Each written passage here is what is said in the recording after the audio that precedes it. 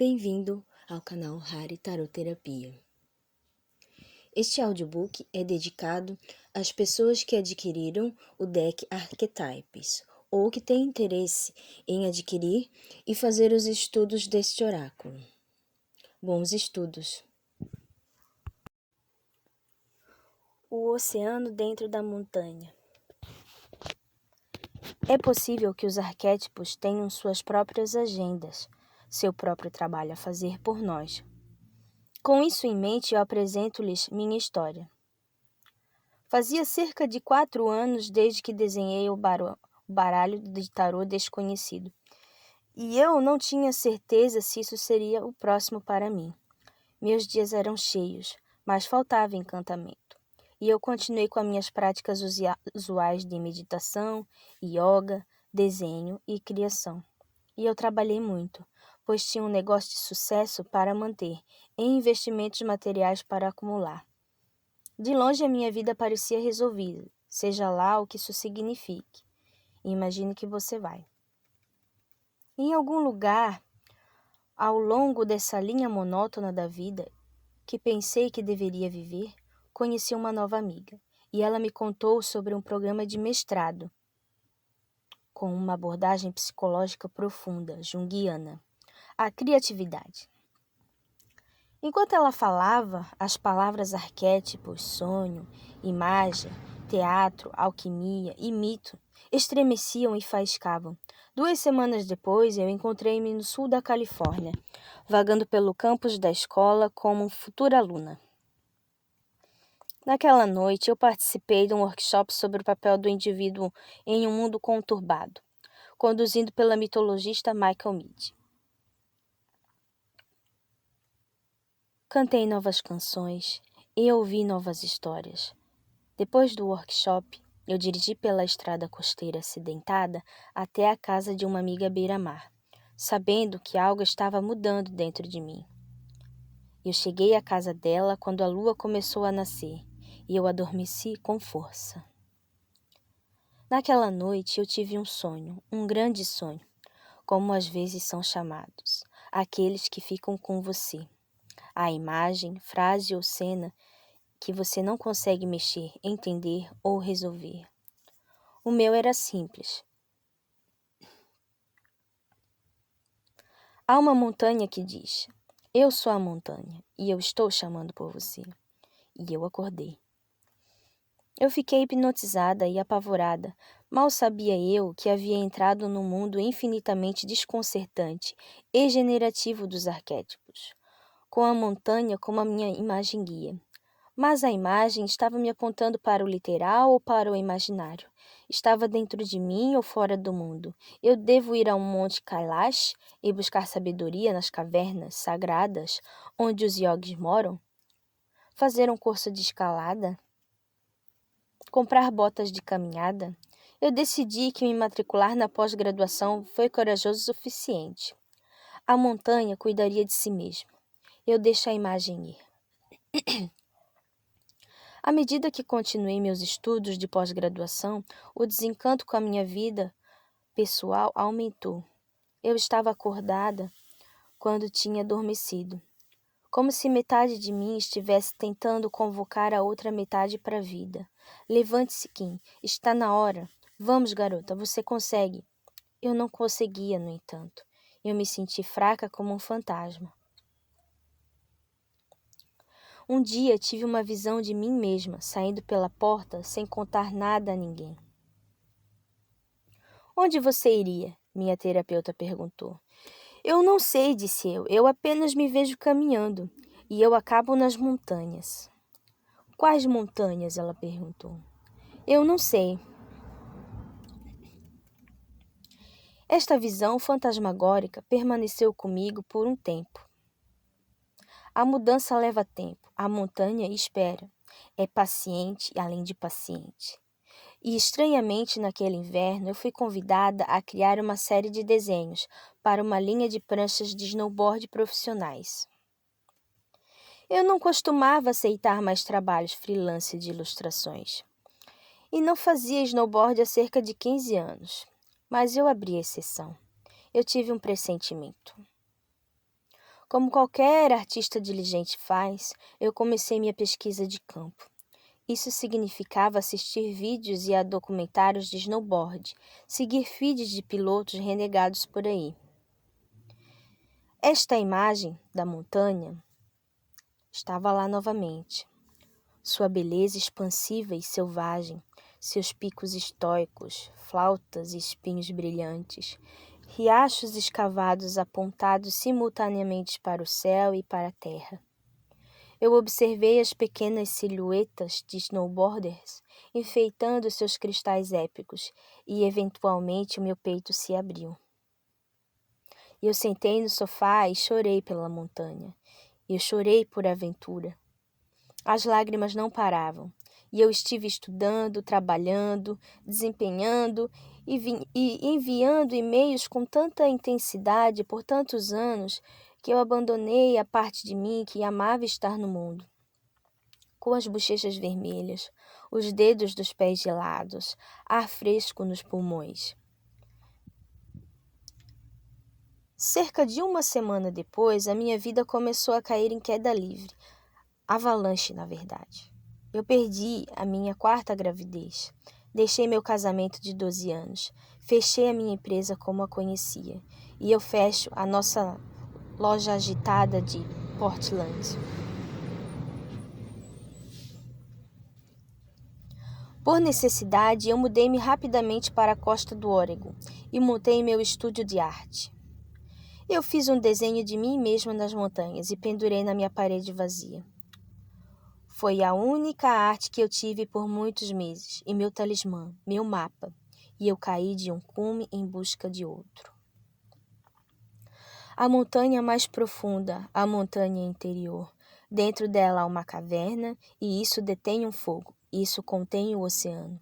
Se isso não faz muito sentido, é porque já entramos no reino da história arquetípica, onde as coisas estão tanto para cima quanto para baixo, onde a montanha está tanto por dentro quanto por fora, onde uma queda é o começo de uma ascensão, onde a poética impera sobre a logística. Se você não se importa, continue descendo comigo. Eu prometo que nos levará a um terreno mais alto, de onde teremos uma visão melhor. Os arquétipos já estão fazendo seu trabalho, de maneira sinuosa e onírica. Na costa, não havia pó de neve para eu cavalgar. Então, eu me dirigi para a imagem, irmã das montanhas, o oceano. Eu ia com ela todos os dias, faça chuva ou faça sol. Eu coloquei minha mão na água, levei aos lábios com a oração. Mostre-me o caminho. Afinal, era neve, em forma líquida. Em algum ponto, cada queda agraciou o pico de uma montanha, e então eu confiei na prática. Pensei nisso como o descer da montanha, e sendo uma estudante diligente, eu não perdi um dia. Assim que a primavera chegou, eu comecei a surfar. A curva de aprendizado foi íngreme. Eu fui golpeada por sua força. Fui revirada e revirada debaixo d'água, até que desisti de pensar que poderia competir com ela ou controlá-la. Em algum lugar ao longo do caminho, comecei a ficar em suas ondas e, eventualmente, ocasionalmente, meus músculos se fortaleceram. Minha pele resistiu. Cada parte de mim se tornou mais espessa, mais incorporada. O que era fantasma tornou-se guerreiro. O que era adormecido ganhou vida. E o papel do artista, afinal, é despertar o que adormeceu. Eu fui duramente nesse período de mudança efervescente que desenhei o baralho de arquétipos que você agora tem em suas mãos. Foi o ano em que enfrentei o abismo arquetípico e o oceano arquetípico da dissolução. A montanha me levou até o fundo, às margens do oceano dentro da montanha. E depois do nascer do sol, eu dirigia para casa e desenhava, colava e escrevia. A maioria das imagens que você vê aqui foram formadas tanto pelo oceano quanto por mim. De muitas maneiras, eu não sinto que fiz esse deck. Isso me fez. Isso me colocou de volta uma gota salgada de vez. Dirigindo pela 101, eu ouvia as descrições das cartas chegando e saindo da estrada para rabiscar notas ou enviar mensagens de texto para mim mesmo com petísticos místicos. Enquanto estava deitada em Savasana, eu observei o aplicativo de cartas e fiz o meu melhor para criá-las no estúdio. Um pêndulo escolheu os nomes por mim. Este baralho queria se tornar ele mesmo, e eu fiz o meu melhor para ele sair, para eu deixá-lo fluir em sua direção. É possível que os arquétipos tenham suas próprias agendas, seu próprio trabalho a fazer sobre nós. Com isso em mente, eu ofereço a minha oração. Quanto uma imagem te chama, que você confie nela. Dentro dela, eventualmente, tortuosamente, maravilhosamente, você pode descobrir outra imagem mais profunda. Chame-a de oceano dentro da montanha. Se você encontrar dentro de suas águas, me procure. Sem dúvidas, eu estarei lá. Com amor, Kim Krans.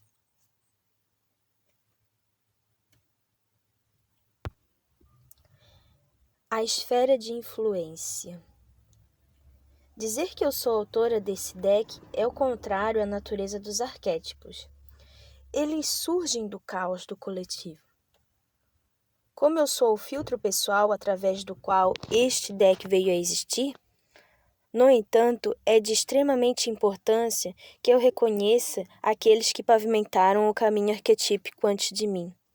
A seguir está uma pequena lista dos professores, artistas, místicos e mentores que afetaram a estrutura, a natureza e a essência desse baralho. Sem eles seria menos completo, menos ele mesmo. Da esfera alquímica da psicologia profunda. Aqui eu me curvo primeiro ao mais profundamente ao trabalho do Carl Gustav Jung, que cunhou o termo arquetípico e, por meio de práticas acadêmicas e criativas, passou a vida inteira investigando seu poder. As gravações de áudio e livros de Robert Bly, James Hillman e Michael Meade tornaram-se fonte de material psicoativo durante a criação desse baralho, juntamente com os poemas em sua antologia coletada, The Reg e Bone Shop of the Heart. Obrigado aos pensadores, professores e acadêmicos do Pacifica Graduate Institute, incluindo Susan Holland, Jennifer Selig, Nancy Golindo e Mary Wood. E obrigado a Robert Johnson por tornar essas grandes ideias acessíveis a todos. Da esfera cósmica das artes. Aqui eu me curvo aos professores que influenciaram meus desenhos e minha prática criativa. Ao meu primeiro professor de desenho, Jan Parsons, devo todo o universo, não é brincadeira. E para aqueles que influenciaram meu progresso de trabalho, que não pode ser medido, eu agradeço. Blake, Ensor, Goya, Birfield, Kusama, Bacon, Bourgeois, Petitbon e Clint Custon, para citar apenas algumas joias no mar infinito. Da esfera etérea do espiritual. Aqui eu me curvo à linhagem dos yogis, meditadores e buscadores que eu sou abençoada por chamar meus professores, em minha sanga. Obrigado, Bengali Baba, Swami Rama, Pandit, Rajmani, Tigunait, Krishnamadasya, Ramdas, Ama, Shari, Friedrichsen, Sally Campton, Rod Stryker, Tracy Stanley e Shanti Pérez. Sua luz e graças estão enfiadas nesse baralho. Para encerrar, eu agradeço aos colegas, amigos e familiares que residem na camada interna da esfera de influência. Obrigado, Meg Thompson, Libby Ederson, Sue Barber, Amelia Bauer, Amy Swift, Jocelyn Han. Por seus olhos sempre perspicazes, eu agradeço a Sherry Steinkelner, Tracy Conte, Travis Rice, Daniel Arnold e Christina Lonsdale. Amor à tripulação de Wahines que conheci na costa do Oregon, que me segurou em ondas de festa durante o ano mais desafiador e hipnotizante da minha vida. Você sabe quem você é, e a minha família sempre. Ame. Despertando os arquétipos. Arquetipo. O original do seu tipo, a primeira imagem, a padrão emergente herdado, a energia inicial e eterna. Sua origem. De onde vêm os arquétipos? Você pode gastar muito tempo com essa pergunta antes de tropeçar o trabalho do psicólogo Carl Gustav Jung. Embora Jung tenha sido o primeiro a desenvolver e integrar o conceito de arquétipo no mundo da psicologia e da cura, ele também seria o primeiro a reconhecer que não tinha nada a ver com sua origem. Até ele ficou perplexo com a noção da sua fonte. Quando eles começaram, de que fonte eles se originaram? Quais são as suas intenções?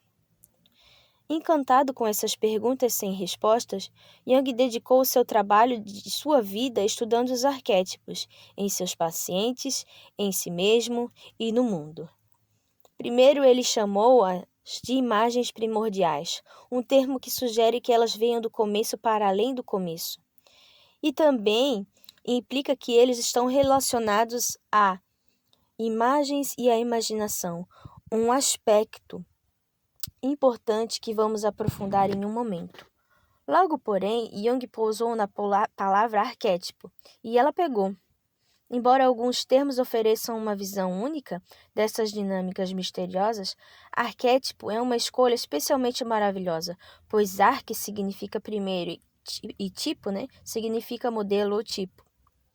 O próprio nome implica que essas energias estão girando desde o início dos tempos e são inerentes à nossa própria existência. Eles não podem ser suprimidos, negados e escondidos, eliminados ou consertados. Não importa o quanto tentemos. Nós os herdamos do próprio universo e eles se expressam através de nós. Eles pertencem. Então, qual é o arquétipo primeiro do arquétipo? Alguns podem dizer, a mãe. É possível que ela sempre tenha estado lá. Dela deriva tudo. Ainda outros podem dizer que o nada é o arquétipo do qual tudo emerge. Alguns podem dizer que é a semente, que contém todos os potenciais de vida, e outros podem dizer que começou com um. E podem nomear esse poder como Deus, deusa, inteligência universal, consciência cósmica ou algo do tipo. A questão é que assim que nomeamos algo como mãe, estabelecemos conscientemente ou não outra coisa como não mãe. Chegamos a ver que existe aquele que está dando a luz e aquele que está nascendo. E esse momento pode ser pensado como origem da energia arquetípica, quando a unidade passa a ser compreendida mais profundamente através de sua separação em partes. A mãe e a criança, o nada e o algo, o céu e a terra, o eu e o outro. As histórias de origem entre as culturas refletem essa separação primordial. Eles são infinitos e estão em todos os lugares. Alguns favoritos são a dança da criação de Shiva, o conceito do Zen, o rosto original, o Popol Vuh e o livro do Gênesis. Nessas narrativas você encontrará imagens que ressoam profundamente com os arquétipos desse baralho. Os humanos há muito lutam para nomear, entender, aproveitar e desenvolver os arquétipos que nos cercam e nos habitam. Esta é uma de nossas tarefas mais antigas e universais. Construir relacionamento com a multiplicidade de dinâmicas em nós mesmos e no mundo.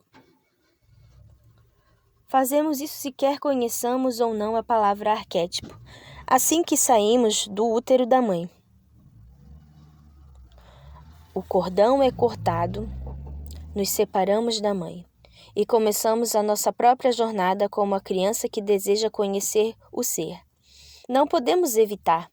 O drama cósmico começa e nunca termina. Seu território.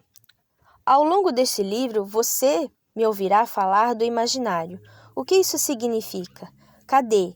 Embora essas questões desafiem a resposta, a maneira mais simples de colocá-las é que o imaginável é o reino da poesia, das imagens, da metáfora e da imaginação. É um mistério profundo onde tudo é possível. Por favor, note que é o imaginário, não o imaginário.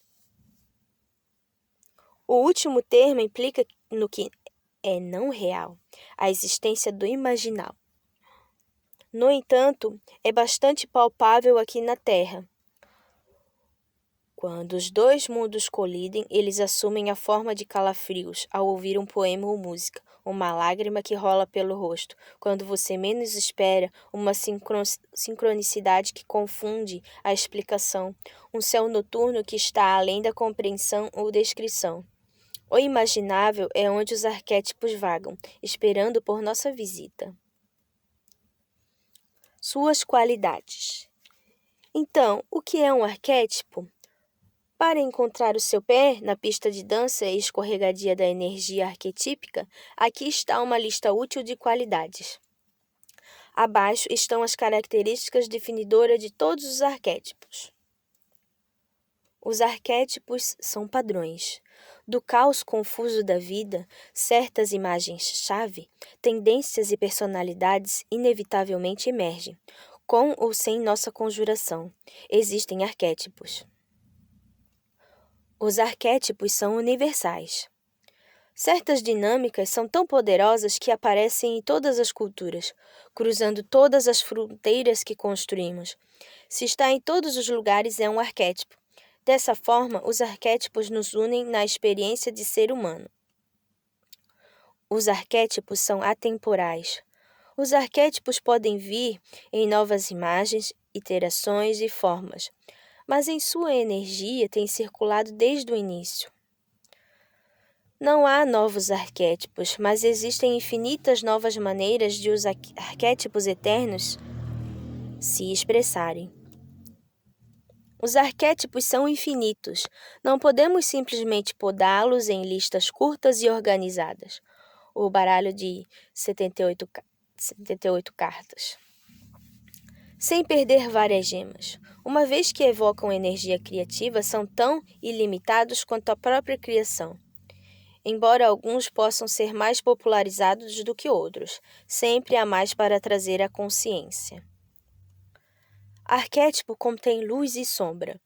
É o contraste que torna os arquétipos dinâmicos, complexos, inerentes, desconhecidos e infinitamente atraentes. Eles podem conter os pares de opostos porque são forças grandes o suficiente para manter a dualidade. Se algo tem apenas um lado bom, não é um arquétipo.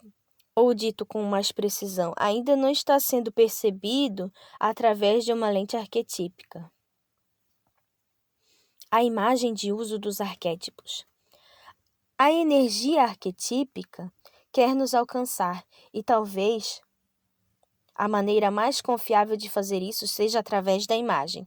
Um arquétipo pode escolher qualquer canal potente disponível para ele: canção, palavra, memória, poema, sonho, pintura, história, natureza, outra pessoa, etc.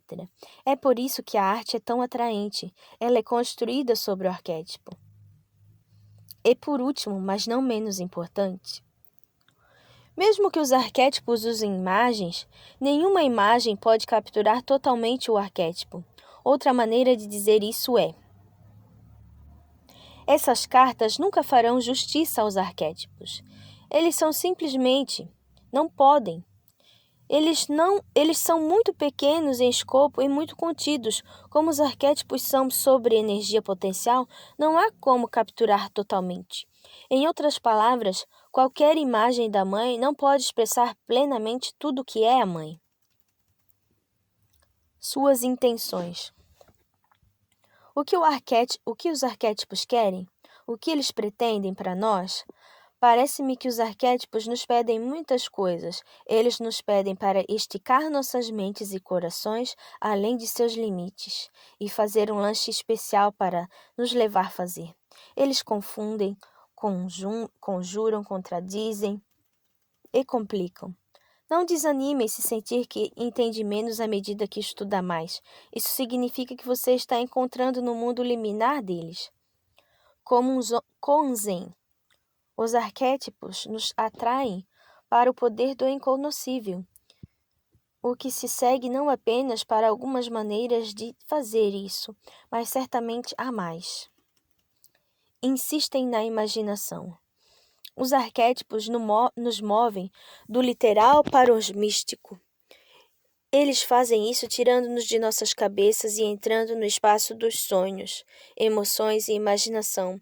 Podemos sentir como se estivéssemos nadando ou enfeitiçados quando começamos a trabalhar com as cartas.